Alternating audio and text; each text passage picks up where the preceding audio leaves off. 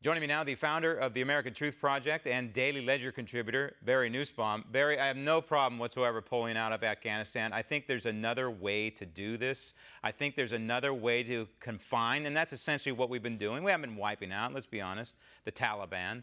We've been confining them within essentially the borders of Afghanistan, possibly spilling into Pakistan, what have you. But Syria, this is a different story. It's a completely different geopolitical dynamic. There are a lot of factors here, and a U.S. pullout creates a vacuum. There's no doubt about it. No one would argue that, including and affecting ISIS, which is still there, and we don't know how much longer they're going to be there. This is going to affect the Kurds. Certainly, it's an open door for Russia to take over what the United States was doing. Bashar al-Assad essentially gets a pass, and Iran. Iran is watching what's going on here. And I'm fearful, Barry, I really am, that we are setting ourselves up for a repeat of what happened when Barack Obama and Joe Biden and company pulled unilaterally out of Iraq. Yeah, we've got two similar but different stories today we're talking about, Graham. The pullout from Afghanistan after 17 years will probably lead to the collapse of the Afghan regime, which is holding on by its teeth even when we're just there as advisors. The incoming commander of Central Command during his confirmation hearings said a pullout would be catastrophic for the stability and continuity of the Afghan government, which is barely a government and only in the major cities.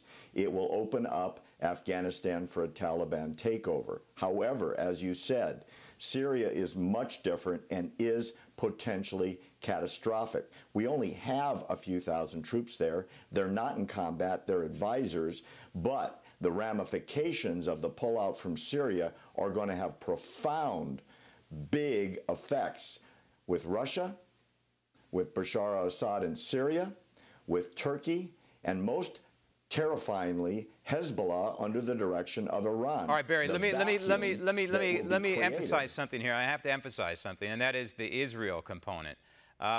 When I say there's a signal to Iran, the signal is, hey, the United States is out of there, there's an opening. And there's a literal road, apparently, that can link Iran to Israel. And Israel can't be happy about this.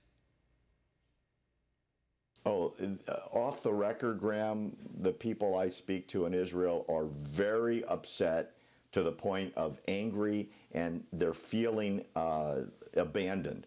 Hezbollah has made no secret, that's the Iranian army in Syria, that they plan on invading northern Israel. All those tunnels that you've seen being discovered over the past few weeks, all in violation of UN Resolution 1701, all that the UN doesn't do anything about, have been advertised in both Tehran and by the Hezbollah news sources as the invasion route for their troops. And those troops are going to be sent into northern Israel through the tunnels that haven't been found. Supposedly there's dozens more, while missiles fly overhead.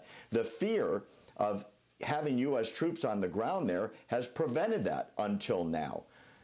Clearly, what's going to happen is Iran's going to move in and fill that vacuum, and there's going to be no threat of the United States troops anywhere in the country. Yeah, and Turkey. That's going to participate. And Turkey, right? Turkey's going to wipe out the Kurds.